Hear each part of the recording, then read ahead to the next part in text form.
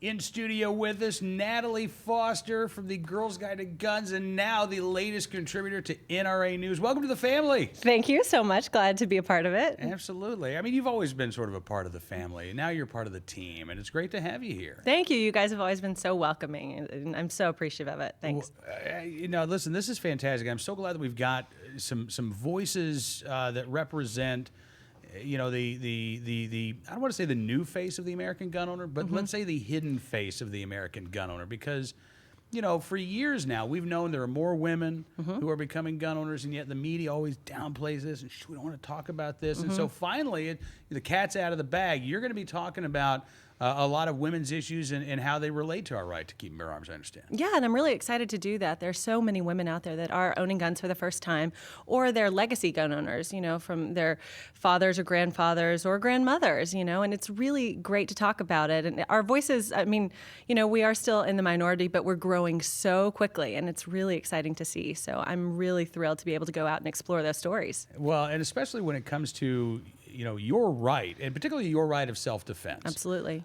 We have a number of boneheaded politicians who happen to share my gender, who have made some very stupid, I'm not going to say inartful, stupid comments when it comes to women in self-defense. In fact, I got to say, it's not just even guys. I've even heard some female politicians say some ridiculous things when it comes to women in self-defense. Things like, well, look, the statistics just say that even if you do have a gun, you're not going to be able to use it in self-defense, Natalie. Right. Yeah, absolutely. It's ridiculous. And it's really, so much of the rhetoric out there is really insulting.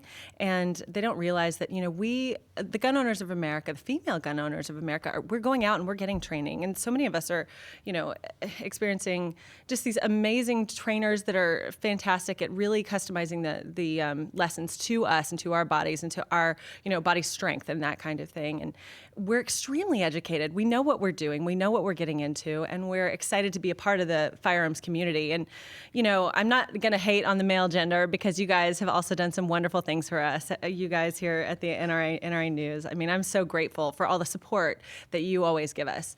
So, I wish some of the politicians would really pay attention and maybe get an education about what's really going on within the firearm world.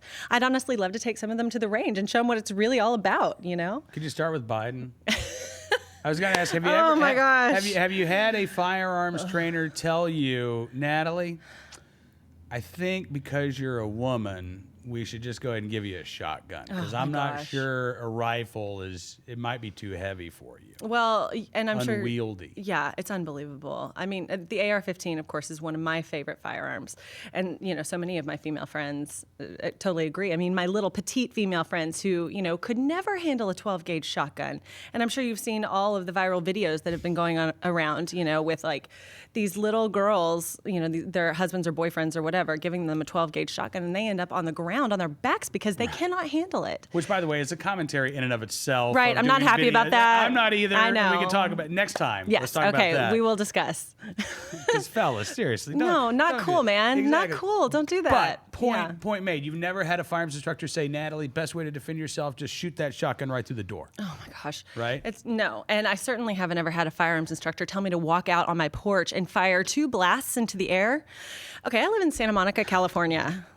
If I did that, can you imagine? Well, first of all, I'd go to jail. So thanks for that advice, Vice President Biden. Yeah. I appreciate that. And then, there's so many other things wrong with it. You don't know your target and what's beyond it, when you're shooting above you.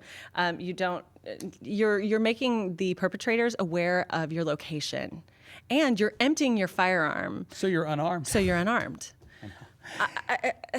This is, the second in command giving us advice that puts us in jail. I've said that listening to Joe Biden giving you gun advice is like taking parenting advice from a Lohan. Really, you just don't want to.